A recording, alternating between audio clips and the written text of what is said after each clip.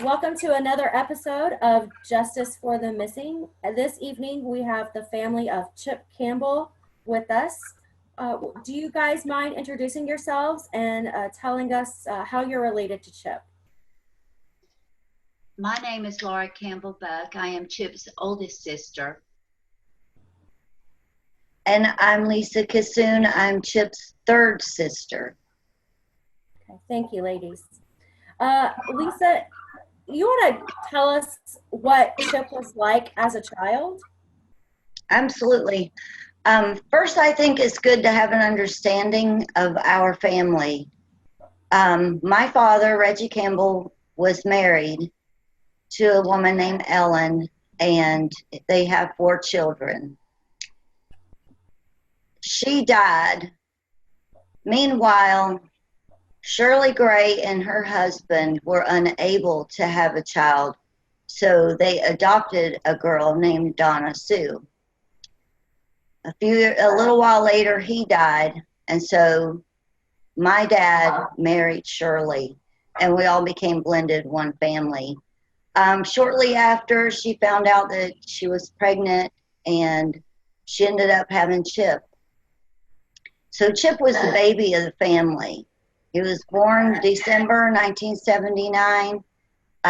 Even came home in a Christmas stocking. We were all thrilled to have this baby in our life. And since us kids were so much older, we actually all took turns doing all the motherly things with Chip. We had to babysit Chip, change his diapers. We saw all of his first milestones, first steps, first words.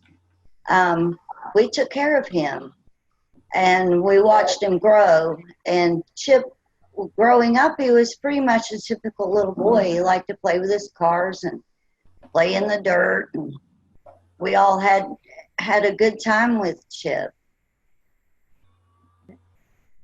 Thank you for sharing that with us, Lesa. You're welcome. Laura, can you walk us through what happened to Chip and tell us how he disappeared? Okay. Oh, by the way, on the growing up, I did visit fairly frequently, and he was always pretty pleasant, always wanted to show me his new things, and he was well loved by every one of us. On March the 8th, I got a call that Chip was missing, and Lesa and one of our other sisters, Donna Sue, were all on the phone by the time I got home, and we all began to snooping, in Facebook, trying to figure out what happened, clueless about that at that point. And Lesa called the police department to report something on Chip, that he was missing. The girl, the roommate that Lesa mentioned earlier, Tainya Rios, was in the home when an officer showed up, and I believe Lesa can give details on that. But I did take off the very next morning. I was sitting at 7:02 a.m. on March the 9th at Dad's house where Chip lived, and there were 2 cars in the parking lot, and I dare not go to the door because apparently people I've never met in my life are in that house, as evidenced by the cars being there, I can only assume. So we did go there, and around 10 a.m. I had an appointment with the Sheriff's Office Major Crimes Unit to report Chip's missing. And by then, all of us sisters had a list of names maybe the police might be interested in. So I handed all this information to them along with filing an official missing persons report. Well, let me just clarify one point. So this was March 9th of 2016, correct? It was on March the 8th he went missing. On March 8th, and it was reported on the 9th. Is that correct? It was reported, yes, officially then. On March the 8th, Tainya Rios had posted on Facebook, and Lesa saw it first, a cry for help. And I think, Lesa, do you have that in front of you? No, I don't have it right in front of me, but basically she stated that she wasn't home and that her and their friend Dawn had went looking for Chip. They couldn't find him anywhere. There was some concerns about mud being strewn throughout the house, the dog being loose in the house, and the door being open. She did find his cell phone, which had been factory reset and left in the master bathroom. She said she didn't have any of Chip's numbers because of that, so she made this post on Facebook. And when I actually saw the post, I'm like, wow, this is so weird. So I contacted the rest of the family. They had no idea, and then subsequently called the sheriff's department and asked them to please go and see about my brother. And the interesting thing is that Chip is diabetic, and he's been diabetic since he was 10 years old. So his insulin was so important, and that was part of her cry for help, was he didn't have any insulin with him. When Tanya was asked about the last time she saw Chip, what was her response? I believe she said it was Sunday evening that she had said she last saw Chip. I believe that's what she put in her post. Mm-hmm. And what date was that? Was that can you clarify the date for us? I think that was March the 7th. I have, if you want me to read, what was posted that by Tainya Rios regarding Chip that was on March the 8th. It says, "This is a cry for help to any and all of Chip's friends and family. She claimed, Chip is my best friend and roommate. The last she saw Chip was on Sunday night at 10:30 p.m. She states, I was headed out to babysit and wasn't going to be back home until the following afternoon. And she said, I texted and messaged Chip consistently all day up until returning to the house the following afternoon.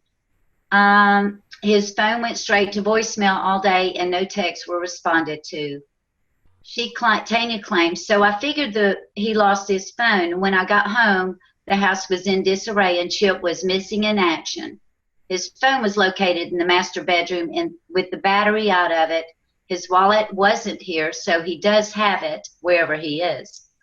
I have contacted some of our mutual friends, but I don't have any idea where he is."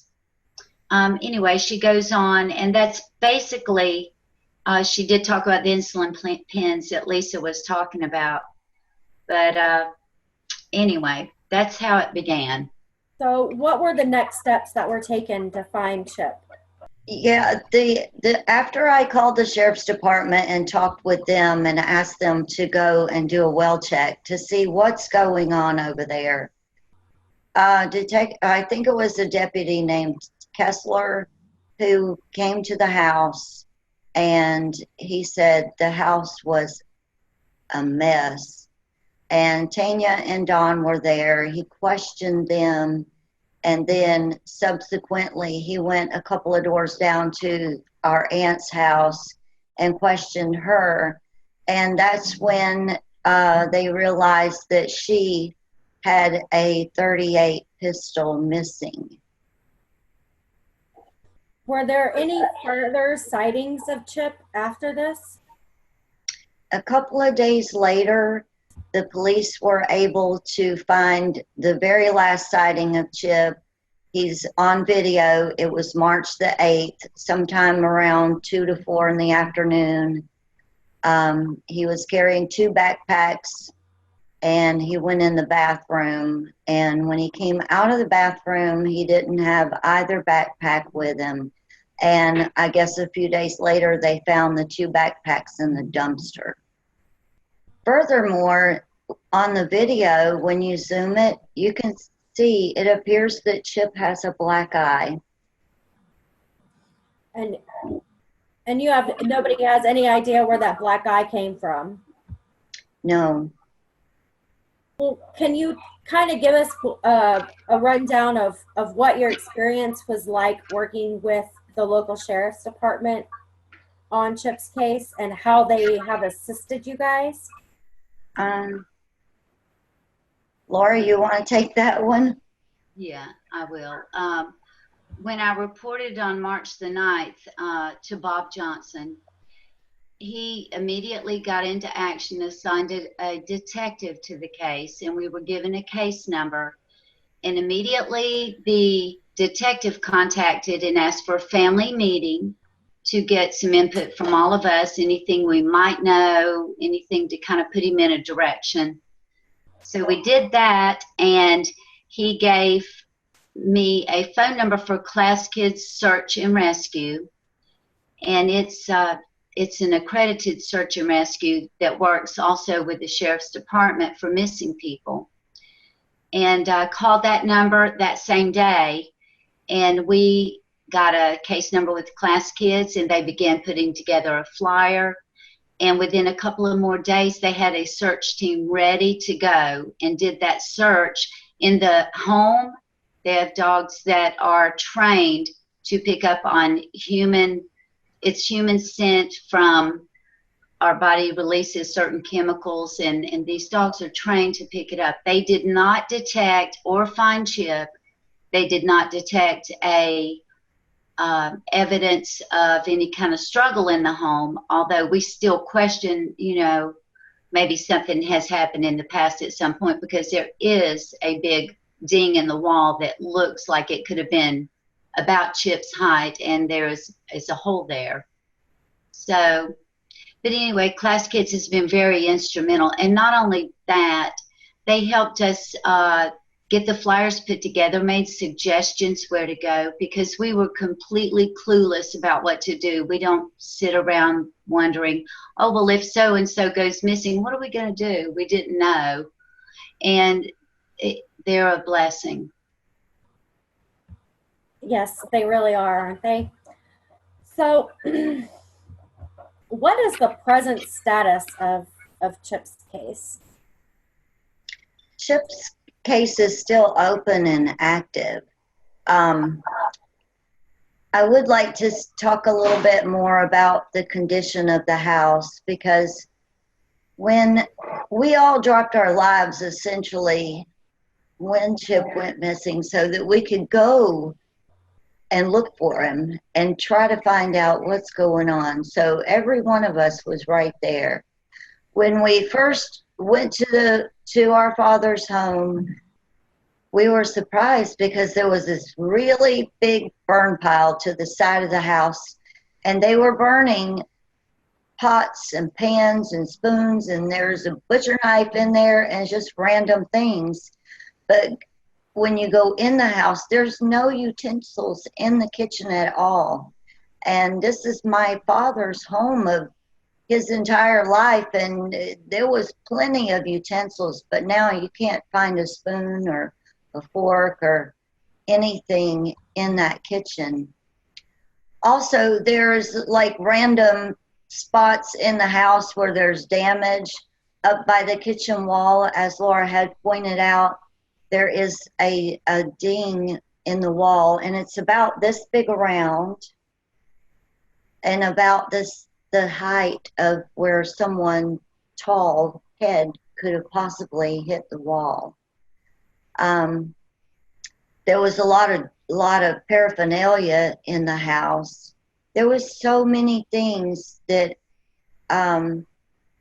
really adds to the mystery of what really happened.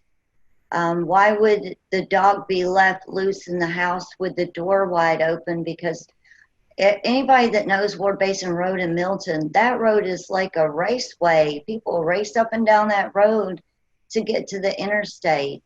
Chip would have never, ever left that dog in any compromised situation, first of all. And I don't believe he would have ever left his Harley in the first place if he had decided to just walk away on his own.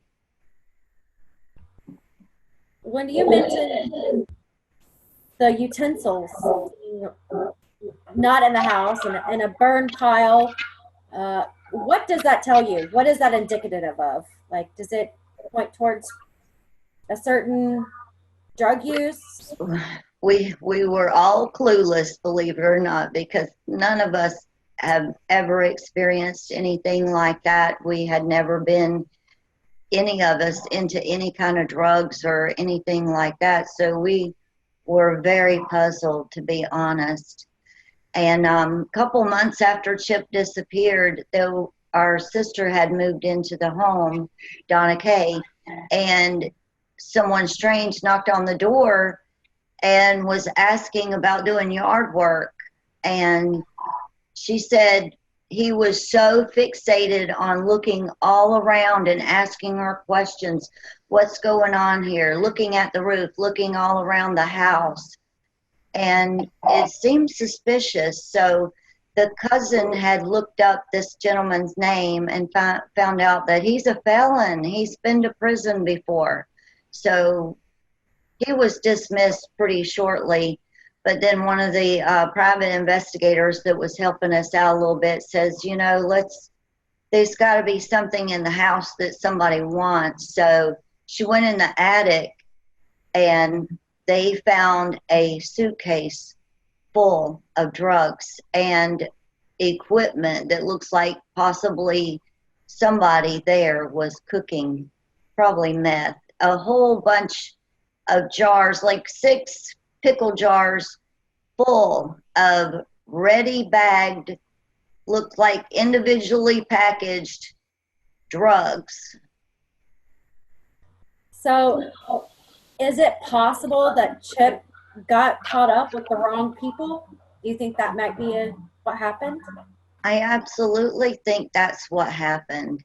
And I don't know if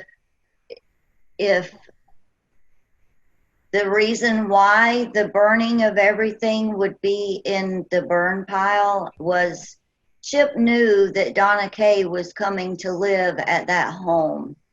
He knew that, and he knew it would never, ever, ever fly with any of us, any kind of drug use or anything like that. So we wonder, was he trying to get rid of that, and maybe it angered the wrong person? And did they get rid of him? We do know that Chip was afraid of someone because his friends came forward and has produced text messages that Chip had sent to them stating he's afraid of someone and he's afraid he'll die. Did those messages indicate a specific person that you can share with us or no? He wouldn't say, not even to his friends that he had confided this information in, he would not say.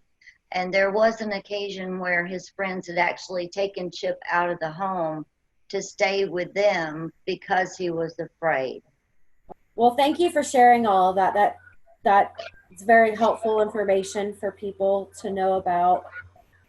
Are there any other aspects of Chip's case that you think is important for the public to be aware of? Yes, I personally think so, because there was a lot more circumstance to go with that. We found out later on that on the day Chip disappeared, there was a gentleman there holding an ice pack on his knee, and he claimed that he had hit himself with a hammer. Do we know who this person is, or? Oh, yes, we know who this person is. Well, I just don't really want to say it out loud. The police are very aware. They are very aware. So a very suspicious person, yeah. And suspicious persons, a lot of them actually, and very suspicious circumstances. There is definitely a lot of suspicious circumstances surrounding this case. Laura, did you have something that you wanted to add? I did. And in elaborating a little more on the condition of the house and some things found inside, Lesa touched base on it, but I was actually, I think I was the first one to go in when Tainya was not there. She got arrested on the day after Chip's disappearance. She got arrested on March the 9th. And I got a key to Dad's home and went in there with a friend. And we just horrifying at all the things everywhere. There were drug paraphernalias, pill bottles, Nothing was folded and put up. It was strewn about. It was a mess, and we knew we had to get Tainya Rios out of that home, and her belongings were in there. So I was also in that room and saw a lot of things in there that most likely illegal. So anyway, we did call the police and again and have them look at everything so it could be documented. And in doing so, at some point, Tainya claims squatters' rights. I've never heard of this.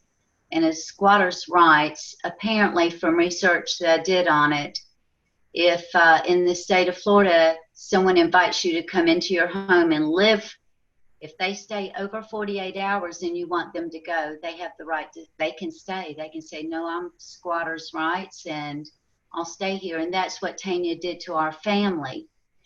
So even though it's our father's home, he's in the nursing home, no one had a right to change the lock to keep Tainya out. And we knew that she would be getting out of jail at some point. And the police also reiterated when someone claims squatters' rights, they can come back to that home. So then we go to the courthouse, my other brother and I, and we get a packet and paperwork. And we had to spend quite a bit of money and go through the legal process of officially evicting Tainya because she wasn't going to leave freely and willingly. So anyway, we did post a 15-day notice according to the protocol that the courthouse gave us in the guidelines. So not only are we missing our brother, we're clueless. We're all very anxious. We're grabbing at everything and taking pictures of all of these things, paper, pieces of paper with handwritten notes on it, things that we didn't think was very significant, but we didn't know. We just took a lot of pictures, thousands of pictures collectively we have. And we're holding on to a lot of it. You know, we go back occasionally and look at things and reread notes. Interestingly enough, you know, Chip has never been married. I found a note in there and took a picture of it. And it was, I believe, to Tainya, very short. And it was Chip's handwriting asking to be honest with him. And it ends with, I've always loved you. So, you know, we found that, so that kind of confirmed that he loved someone, and most likely it was Tainya. Some of his friends confirmed that Tainya, you know, he was in love with her, but they didn't think she was good for him. So that, you know, there's so much there about Chip. I found some other papers that he had written. I think that he realized he was deep in trouble with some things and was wanting some help. But unfortunately, that never happened. And just prior to him disappearing, he had an accident, and I think Lesa can give you better details on that. He had an accident and totaled his car. Lesa, you want to comment on that? Yeah, that was like the first week of January in 2016. He was driving on Stewart Street in Milton, Florida. He apparently hit a vehicle and then hit another vehicle and then ran into the store, the bike shop there on Stewart Street called Truly Spoken. Did quite a bit of damage. They sent him to Sacred Heart Hospital, and that's when the doctor had diagnosed him with diabetic seizures. I think 2 days after that, I'd actually been to the house and saw Chip in person, and I was really shocked at what a change that I saw, because he had probably lost 40 plus pounds. His hair was probably about as long as mine, and he just looked really ashen, kind of gray, dark circles under his eyes, and I knew it had to be drugs. And honestly, I looked at him, I said, Chip, you look like shit. And and then I felt a little remorse because I thought that sounds so harsh. So I said to him, I said, "You look like you don't feel so good." And that's when he explained the whole story and what happened. But he lost his car. When you get a seizure diagnosis, you lost your privilege to drive also. So subsequently, he ended up losing his job because he worked at Denny's in Cantonment. So he had quite a drive just to get to work every day. And it looked like Chip was sort of at a low point in his life. Can one of you give us the current status of Chip's case? It's an open case to the best of my knowledge. No one has told us any different. The detectives are looking for new information, so they've run dead end on everything else at this point.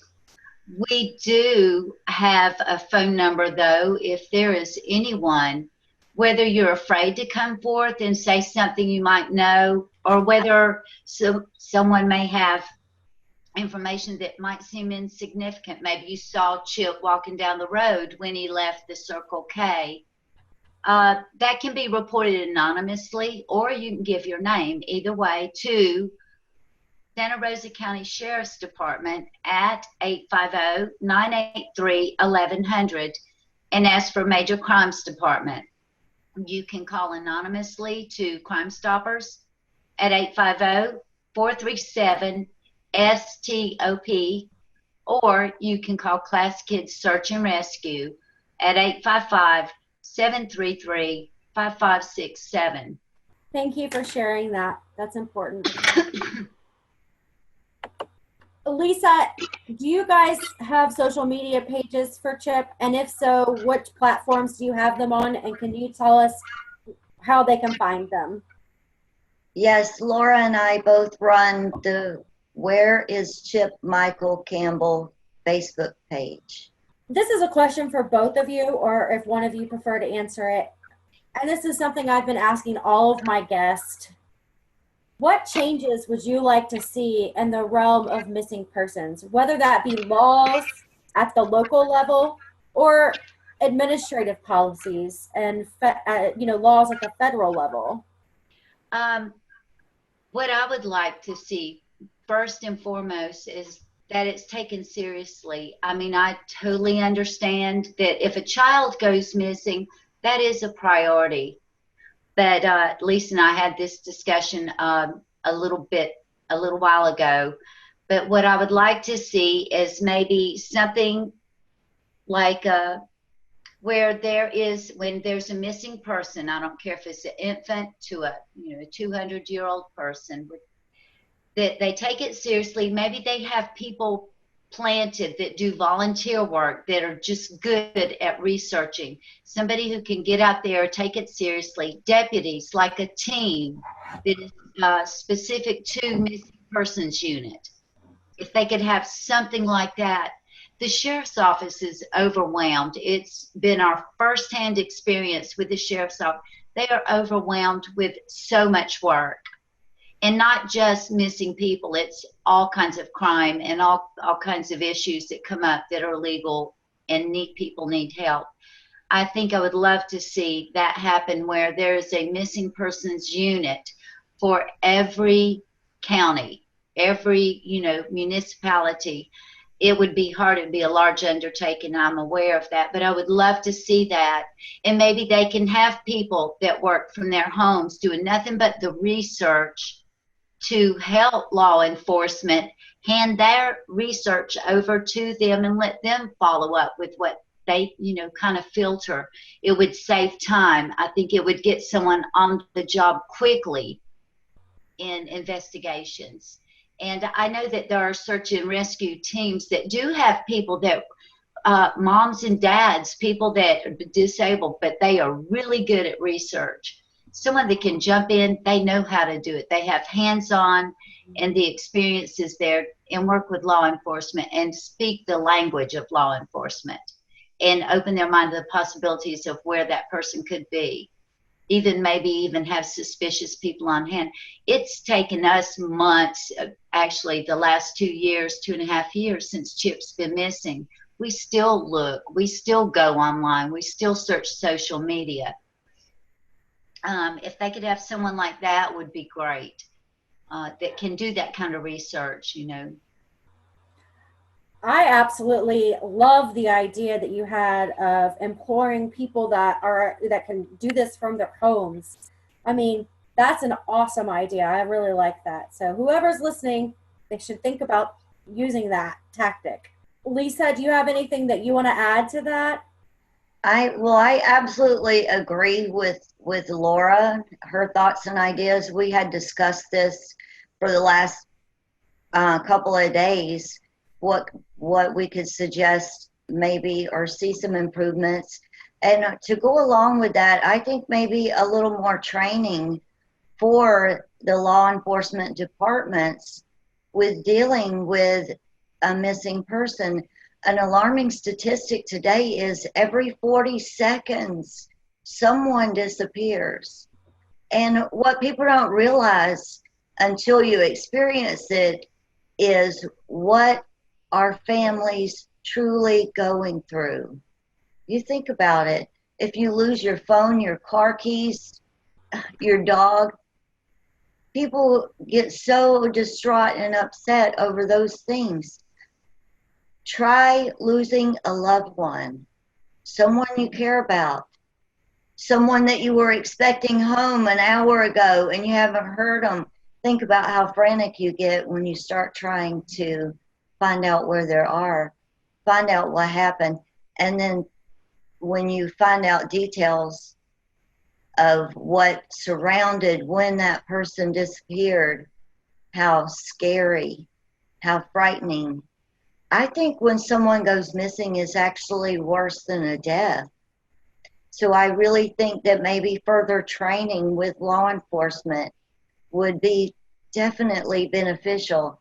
And another thing I'd like to say, and I don't really want to say names, is if the law enforcement had more support, I guess, from community members, and they are very overwhelmed, but I also feel like they could also think about what it's like on the side of the family and think before they actually say some of the things that they say.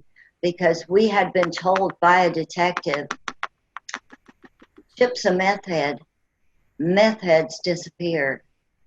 And those words hurt an already hurt situation. And where Chip is concerned, it was an emotional pain, a very, very difficult circumstance to still be undergoing. It was a financial pain. It's a legal nightmare. Tanya and Chip had paid no bills in however long in that house, hundreds of dollars in back bill payment alone, hundreds of dollars to evict her in legal fees, and it is just all combined in every aspect. It has touched our life, every aspect. I'm glad that Lisa brought that up. There was something else I would like to see when we reported Chip. Lisa touched base on it.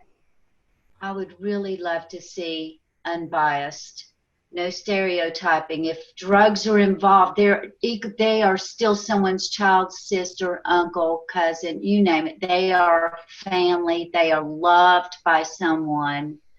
And I would like to see law enforcement take that as seriously as, you know, the lady that just left church and nobody saw her after that, you know, because there's trouble. Everyone has trouble. But the truth, I don't know the exact statistics, but our nation is wrought with drug addiction. Every family has something, whether it's alcoholism, drug addiction, or both. Every family deals with something like that. And yes, there is a high rate of people that go missing when they're on these drugs.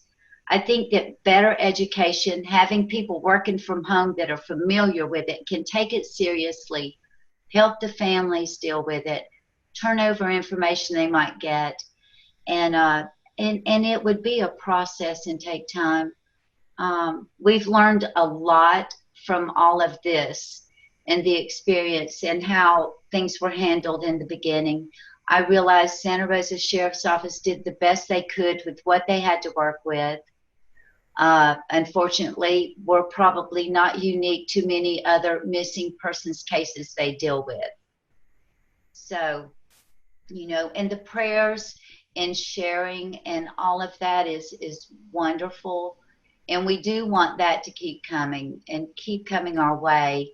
And we never know. I mean, at some point, maybe something, this sounds morbid, but even in the wake of Hurricane Michael that hit the coast of Florida, the Panhandle, maybe something will wash up, maybe some bones, a shoe, a shirt, or something. I mean, that's where I'm at, and I don't think I'm alone in that.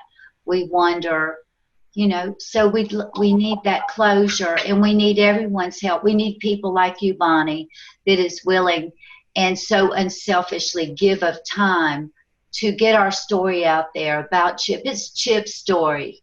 It's our experience, but this is Chip's story. He's a gentle giant. He was talented, played the saxophone. There are several musicians in the family. And that's what we know and love about him. And we are willing to help him get back to that place in life if he is still alive. However, we don't feel like at this point that would be the case, because he also didn't really go anywhere. It wouldn't be like him to go, I got a friend in Illinois, I think I'll go there. That is not this case, I don't believe, at all. Thank you. You're welcome. Well, I have one more question for you guys. Actually, two more questions, but you both kind of hit on this. How has this experience and Chip's disappearance impacted you? Lisa, did you want to go ahead and answer that and maybe talk a little bit more about how it's impacted you personally? Personally, I think I don't trust anyone anymore, and with eyes wide open, you see things a little differently. As far as our family, it seems like everyone has sort of been torn away from each other because the stress is so much, and it's been really stressful. It's been really hard, and you will never understand until you experience it. We all love each other, it's just been really hard. Laura, can you tell us about your experience, how it's impacted you? It has. I think in the beginning, we all want to be so helpful among each other. And then this is, like we all have our own opinions. I felt like this is an immediate family type thing where we have to stay tight. And we did try. And in all of this, in the experience with, distant relatives, sometimes it can become interference. And it can cause some bickering, and so we've learned and we've been hurt. We've kind of licked a lot of wounds. I found out a lot about myself. We all, when it all boils down to is you learn about yourself, because the stress is great. I mean, every single one of us have spent a lot of money, which we didn't care about. I mean, thank God we were able to travel and be there. And then at some point, you have to make yourself get back to a normal routine. And you have to put normalcy back in your life. So that was also another thing, And it seemed like looking for Chip, we did go to the old fishing holes and those kind of things. We all had our own experience with Chip and knew certain things that the other one may or may not know. But in the end, the bottom line is nobody knows what happened. All we can do is guess. And possibly good guesses, you know, but we still don't know what happened. And I think the not knowing, one may want to feel like they have better ideas than the other one. You know, we are siblings and we all do love each other. I think it's taken us the last 2.5 years just to try to pull ourselves back together where we are close. We've always been close, always, and full of jokes and surprises. I mean, it hasn't always been the doom and gloom and what's going on, you know. And we have so many great stories about when Dad did live in the house and Chip was there. You know, we'd come over and we'd get in the kitchen and cook. We're just a Southern family. You know, we know how to make do with some potatoes and a little bit of mayonnaise, you know. We know how to make tea. And we miss not being able to make tea and make the food and see Chip. And there were changes in his behavior, signs and symptoms of addiction, maybe drugs, the confusion, the depression. We did see that coming. And Lesa is a nurse. I mean, she, more than anyone, she knows those signs and symptoms. And she noticed it. We all felt something was going on. And when our father had a stroke and was removed and put into a nursing home, Chip was left in that house alone to make decisions, take care of bills, which is something he never really had to do alone. So a lot of things there had happened, and he didn't reach out to us. And eventually he wouldn't answer the phone if we called him. Sometimes he wouldn't answer a text if I text him. So there are progressive signs and symptoms. It just happened so fast that we didn't get together with a family plan to try to save him or help him or tell him how we felt about what we saw. It just happened too fast, and he vanished. That's what happened. Thank you for sharing that, Laura. That's very insightful. So this question is also for both of you. What advice would you give to a family that just recently had someone, a loved one, go missing, and they have found this video? What would you like to say to them? Lesa, I would like to try first. First and foremost, contact all those that are close with that person. Call them, text them, however you communicate. And once you find out that no one's aware, don't delay in calling the police and getting the ball rolling, because time is so important. When you realize that person cannot be found, go ahead, make the call to your local sheriff's department, tell them the situation, get the ball rolling, and file that missing persons report. And once that's actually filed, you're going to need so much more information. I think some states that name US, the police department actually enters the person's name and information in the national database for missing persons. But find out where you're at locally, if the sheriff's department does it or if you have to do it. In our case, I had to fill out all of Chip's information into Name US. Name US is going to want to know information, basic information like height, weight, eye color, you know, what race are they and what were they wearing. But they're also going to want more details. They're going to want to know of any tattoos. They're going to want to know who the dentist is, who their dentist, their primary care physician. They're going to want to know a lot of details. So gather all that information together and get on it right away. Laura, did you want to add to that? I think Lesa pretty much covered everything. It is good to know for all your loved ones, know their allergies even, and do check with hospitals to see if they have a John or Jane Doe. You know, you can ask them that person's name as well. They may or may not tell you, but you can try those things. Make sure you have a picture of them, and hopefully the most recent one. Pictures are very important. And whatever room or wherever that person resided, get pictures of that room. in different angles, and anything that looks unusual, get a picture of it. Because the emotions are so first and foremost in the beginning. You may not realize you've taken a picture of something that is significant that can be brought up. And there have been several things that, you know, we've gone back and looked at and dug up. And between all four sisters, we have tons of pictures between us. Getting a really recent picture of Chip was kind of hard. Actually, when the video of him the day he went missing on March the 8th of 2016, I almost didn't recognize Chip, and I had seen him on New Year's Day.